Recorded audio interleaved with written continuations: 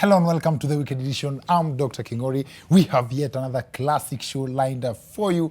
Our guest for this episode is a veteran radio presenter and a celebrated football commentator that I know you will love. He's one of the most prolific Swahili speakers in this country, and that's one of the reasons we have brought him on for this episode. I believe it's safe to say that Swahili is a very controversial language. I have my personal beefs with the language because I have never moved on from being caned for speaking a language that is part of the subjects learned in school.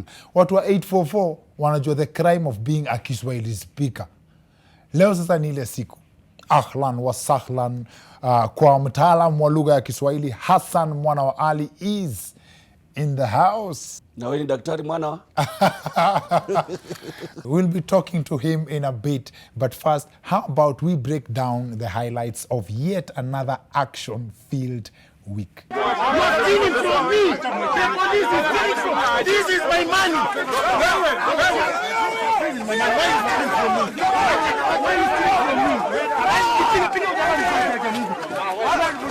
Why are you stealing from me? This man is stealing from me.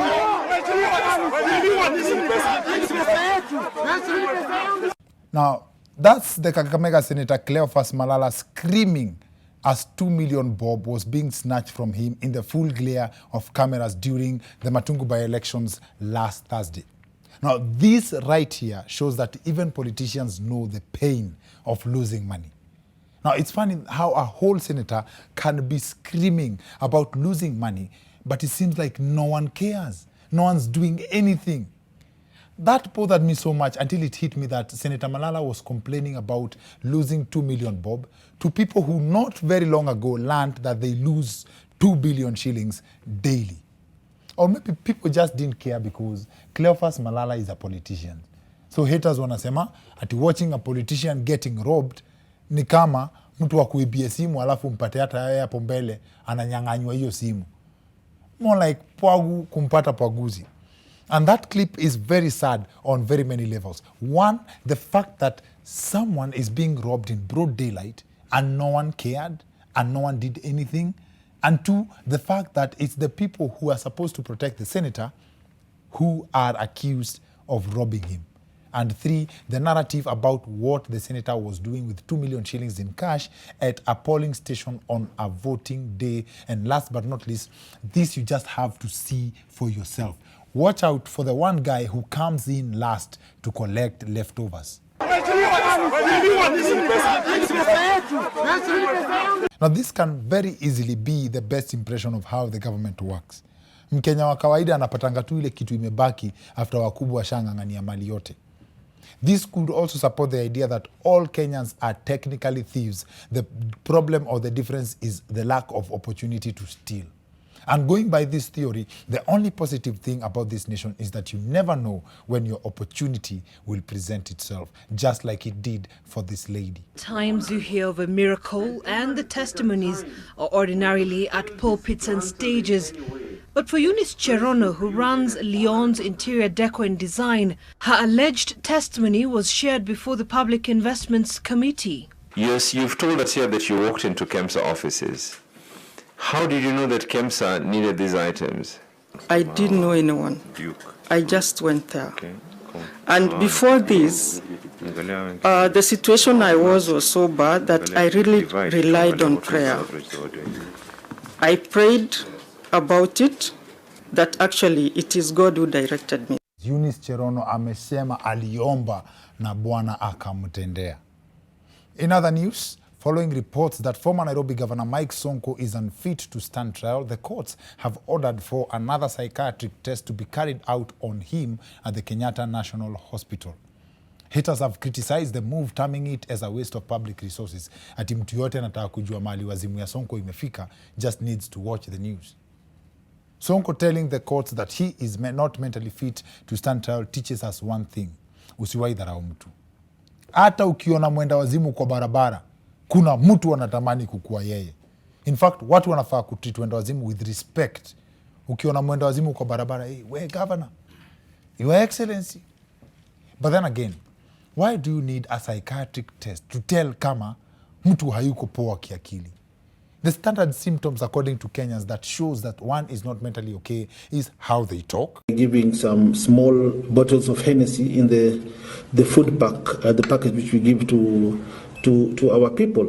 I think from the research which has been conducted by the World Health Organization and various health organizations, it has been revealed that alcohol plays a very major role in killing the coronavirus or any sort of virus. How they dress. I want you to declare if that's really in order for a member to dress that way.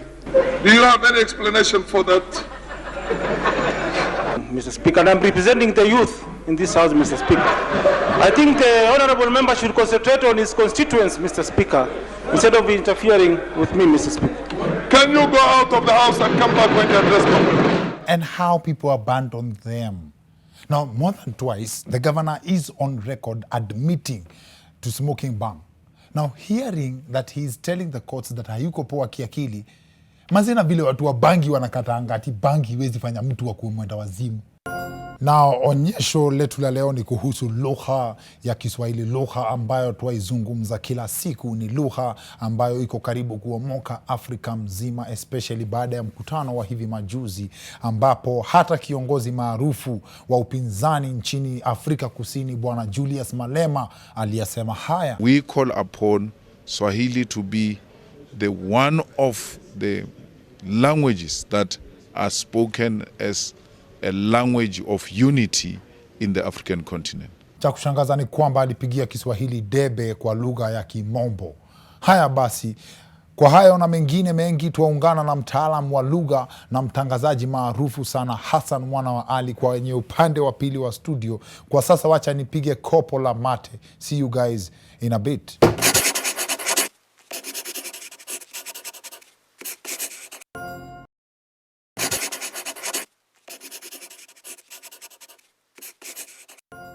Welcome back to the Wicked Edition. I'm Dr. Kingori, or I should say that in the context na the topic ya the subject on our show tonight. Ahlan wa sahlan tena kwa mara nyingine mpenzi mtazamaji katika kipindi ukipendacho cha the Wicked Edition. Our guest for this episode is one of the most prolific Swahili speakers in this country, a veteran radio presenter, jamaa nguvu sana, anaitwa Hassan Mwana wa Ali. Karibu sana kwa show. Nashukuru sana.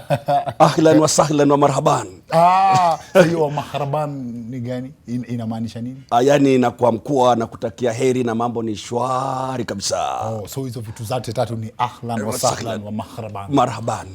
Yani marhaba from the word marhaba. Marhaba means asante. Ushamwambia mtu shikamo. Akasema marhaba. Yani shikamo na kupigia magoti na kuheshimu.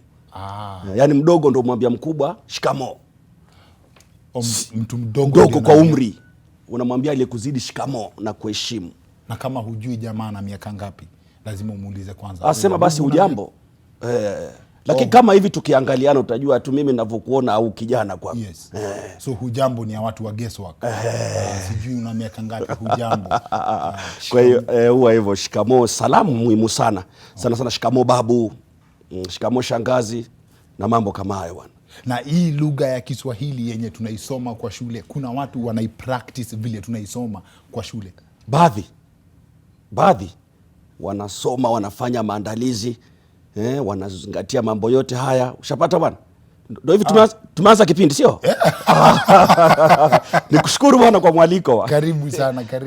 Alafu umependeza. Asante. Lakini sikukushinda. Inaonekana anayekutizama wewe ndiye nafikiri mtangazaji ghali zaidi kwa haya mavazi yako. Mtangazaji ambaye nafikiri analipwa vizuri sana Afrika Mashariki. Afrika Mashariki na Kati. Okay. Hujasikia wanasema pale kwenye mitandaoni sio kila mtu mwenye suti ana pesa, wengine ni wajaluo. Na Waswahili wanasema njia ya kuficha umaskini ni kuvalia nadhifu. Yani mtu akikuona unajua huyu anazo, kumbe hata ndururu huna. Unavalia nadhifu. Naona umenianzia mbali sana. Naona umenizungukia na compliments zinaitwaje kwa Kiswahili sanifu? Hizo ni shukrani zile, asante zile, hongera, pongezi. Kama hivyo kunialika bwana si jambo dogo. Mimi mtu mdogo kiasi siku umenialika wewe kipindi kikubwa kama hiki. Wewe kukuja. Kipindi kinapendwa hiki, kinavuma, kinarindima, ushapata, kumvunja Mkenya mbavu unafikiri ni jambo rahisi. Na ugumu wa maisha na hili janga la corona, lakini unawavunja wa Kenya mbavu. Unafanya kazi nzuri mwanangu. Asante sana, asante sana. Naam. Ningependa kufikia miaka ya experience kama yako. Unasema uzoefu. Uzoefu. Tajriba. Experience. Na tajriba ni. Wow. Na sasa nyinyi watu wa kuongea Kiswahili sanifu, mnakuanga na, for lack of a better word, machungu mkisikia watu wanakiharibu Kiswahili, butchering the language. Inauma. Kwa nini? As long as we can communicate. Inakirihisha, inaumiza. Kwa sababu gani? Yes. Umai kukatwa na msumeno. Ama kwa bahati mbaya mkicheza mwenzako amai kukuuma mtulinga, ili fupa la bega hili. Anaenda kufanya ni uchungu sana. Wewe mbona usiseme I went home yesterday coming? Kiingereza unakuwa makini sana. Utaki kuvunja ngeli, past tense, past participle, lakini Kiswahili hizi duka hizi. Hizi ati hii mtu hii imekuja. Yaani unafikiri kuvunja tu lugha ni raha kwako. Ushapata? Inauma bwana. Sio bottom line, sio communication. Umenielewa? Lakini mbona katika Kiingereza hamvunji? Kama bottom line ni communication, top line itakuwa ipi? Kiingereza bwana mwakizungumza vizuri. Hujamuona gavana wa Kiambu aliyetoka kwenye news? Ndio maana si gavana tena. Na ulichoniambia before tuende kwenye set ya Kiswahili ni 40% Arab. The Arab language. Nikajiambia, so personally, kwa sababu na kimanya Kiswahili kwa kiwango fulani, I could be at least 36% Arab. So mimi ni mtu nikiingia Iraq na mwezi nisengenya. Tuanze sasa hivi. Assalamu alaikum. Alaikum salam. Ushaona umekipata bwana. 80%. Umeona bwana? Na nafikiri kama wewe nimechunguza historia yako fupi. Ulipata alama ya A, yani Kiswahili. Ama ni cheti cha River Road. Kuonesha kwamba Kiswahili unakijua sana. Ya mtihani. Sasa baada hapo ndivyo ilivyo silabasi yetu, mfumo wa elimu. Unasoma kwa ajili ya mtihani. Wanafunzi sasa hivi na kuhakikishia ndugu King'ori, 90% wakiumaliza mtihani wa kidato cha 4 hawezi akaangalia kitabu cha Kiswahili. Anasoma kwa ajili ya mtihani. Lakini umesema jambo zuri sana. Kiswahili kimekopa kutoka lugha nyingine. Kuna Kituruki, Kijerumani, Kiingereza, Kibantu. Halafu asilimia kama 30-40 wale ambao wataalamu wa lugha nadharia ya Kiswahili wanasema asilimia 30 ni Kiarabu. Sasa wewe hata unaposema shukran, umeanza na ahlan wa sahlan. Hicho ni Kiarabu. Ukitembea sana, masal kheri, mesikia kitumika sana zile salamu sabal kheri, ni kwa sababu ya Kiarabu. Wajua walipokuja wale Waarabu kumtawala Mwafrika na zile biashara zao, sasa wakizungumza na sisi na wakaleta dini kikapenya kiasi. Kiswahili kwangu stand corrected, ni lugha ambayo mtu anaweza sema ina thrive in confusion. Kuna swali watu wamejaribu kujibu sana hapa kwenye mitandao for a long time, kuuliza swali kama wewe ni mtaalamu, maybe unaweza jua kama punde si punde. Punde ni nini? Punde si punde. Na umeuliza swali ambalo kwamba hata nikiandaa vipindi vya lugha na kumbana navyo. Tumewafunza watoto wetu vitu ambavyo kwamba hawaelewi. Kiingereza ile ni kama rota learning, just cramming. Sasa ikifika wakati wa mtihani, unakumbuka mwalimu alifunza punde si punde, kufumba na kufumbua, alikiona cha mtema kuni, unalazimisha ghafla bin vu. Sasa labda mmekaa, lakini unaandika tulipofika nyumbani tukakiona cha mtema kuni. Unataka kulazimisha. Shapata? Lakini ukiangalia hii misemo, mafumbo, methali, kuna asili yake, kuna usuli wake, kuna visa ambavyo vilifanyika ndo akavumbua huo msamiati. Na ni nani, kuna kikao kilikaa kusema watu walioishi kutoka mwaka fulani mpaka fulani au ndio wahenga. Ama hata saa hii kwa life saa hii tunaweza kuwa na mtu amefanya kitu wewe ni mhenga wewe. Nini na define mhenga ndio unaweza kuotiwa like kuna mhenga fulani amesema na una recognizewa kama mhenga. Mhenga ni nani? Swali zuri sana Daktari King'ori, na sijajua ni daktari wa mitishamba ama daktari wa nini. Lakini maswali yako yanatokea kama daktari mtaalamu. Wewe tangu umezaliwa mpaka sasa hivi umewahi kutana na mhenga? Na wasikianga tu. Na miaka 100 kuanzia sasa hawa wahenga bado watafanya nini? Watakuwa wanasemekana tu.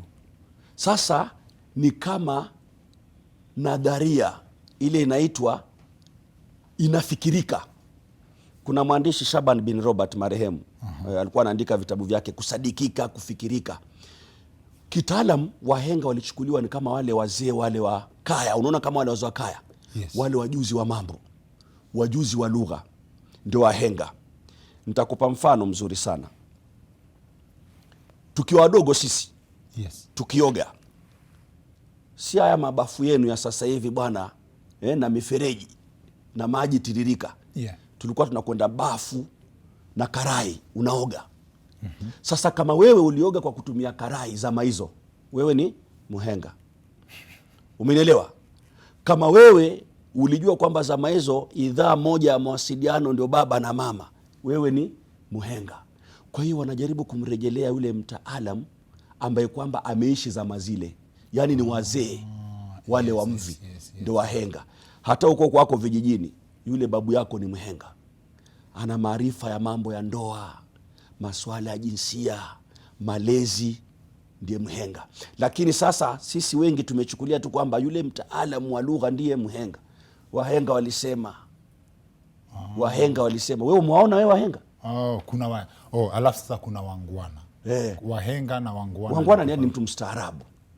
Ukisema wewe ni muungwana, yani ni mtu ambaye unafanya mambo yako kistaarabu, huyo ndiye muungwana. Lakini katika muktadha mwingine wangwana wanachukuliwa kama wale watu wachawi, wale watu watunguli. Unazijua vile vitu wanavitumia kufanya kazi zao. Wale wapiga ramli. Wapiga bao. Anakuangalia anasema, King'ori wewe kesho utakuwa CEO wa Nation Media. Alafu unakuwa CEO. Wapi? Wanabahatisha wale. Hujaenda kuna kuambia wewe, ninavyokuona wewe kuna jirani yako amekuroga. Unamuuliza, lakini mimi sina jirani. Si mbali sana na kwako kuna jirani. Una jirani mfupi hivi, unasema mimi majirani zangu ni warefu. Si mfupi sana, ni mrefu kidogo. Wanabahatisha. Lakini inatumika hivyo kwa muktadha wa wangwana. Wale kina Karumanzira. Lakini Kiswahili sanifu, muungwana ni mtu mstaarabu. Anafanya mambo yake kiutu uzima. Yani ni kinyume cha mshenzi. Na ni criteria gani inatumika kuangalia utamu wa set books? Kwa sababu nikiwa shule nakumbuka kuna vitabu ambavyo ulienjoy kushinda set books. Kushinda set books. Unapata mtu hata mwanafunzi kuna novel fulani imekushika, unajiuliza mbona set books isi ni nase kama kitabu kingine. Umesema jambo zuri sana. Kuna kitabu kilikuwa kina kuteka bakunja. Hata kula uendi baba. Bakunja ni sehemu ya mwili ama ni msemo. Yani bakunja 100% uko pale. Yes. Na kama umeoa unampa mkeo talaka bwana, kwa sababu ya utamu wa kitabu. Yes. Yani mpaka unabutusha saa 8 usiku nenda ukalale. Utamu wa kitabu. Ulivyosema. Lakini sasa nitakwambia jambo. Kuna vitabu vizuri sana kuliko vile ambavyo vinatahiniwa. Kwa sababu gani ndugu yangu King'ori? Vitabu ni zaidi ya laki kwa laki na kinachukuliwa kimoja. La kwanza hilo. Pili, tunaelewa katika kutahini na kuchukua vile vitabu, ndio maana nimekuambia kuna kitu kinaitwa maudhui. Silabasi inataka wanafunzi wafunzwe kuhusu nini? Athari za janga la korona, mihadarati, ufisadi, ulemavu, jinsia ya kike. Lakini wewe uliandika kitabu kizuri sana, lugha yenye mvuto, lakini ukuzingatia haya maudhui. Wewe uliandika tu kuburudisha hadhira, kitabu hakitachukuliwa kwa sababu hakina nini? Yale maudhui. Sasa huo ndio mtihani. Ndio maana siku hizi sasa watu hata ule ubunifu unaanza kufifia. Manake wanaandika wakilenga nini? setbook, yale maudhui niliyokuambia. Sawa. Inaharibu. Sawa. Lakini kuna standard gani, criteria kuensure kwamba ule mtu alisoma kitumbua kimeingia mchanga, which is a different era, na mwenye alisoma kifo kisimani wako na utaalam the same kwa lugha ya Kiswahili katika mtihani ambao walipita. For example, seme mtu alifanya mtihani akapata A, lakini alifanya kifo kisimani. Na mwingine alifanya A but yeye alifanya utengano. Different books. Mbona ni competition? Ndio sababu vitabu zinabadilishwa, kubadilisha taste, kwa sababu kitabu cha hesabu inakuanga revised tu kidogo, an improvement kwa ile ilikuwa. Vitabu most za hizo subjects zingine ni just a revised edition. Mbona set books na hizo nini hazina revised edition, ni a totally new book? Nitasema hivi kwamba zipo revised editions. Hata ukisoma hivi vitabu vya hadithi utakuta umeandiwa toleo la kwanza ama chapisho la kwanza 1990, yani mwaka 1990, kisha toleo la pili 1995, 1995. Kwa hiyo revision ipo. Okay. Toleo jipya ama chapisho jipya inaonyesha kuna masahisho yamefanywa, labda palikuwa na makosa ya hijai, wajua kuandika, labda badala neno muda uliandika MDA badala MUDA. Kwa hiyo hilo lipo la kwanza. Pili, maisha yanabadilika. Kwa sababu gani?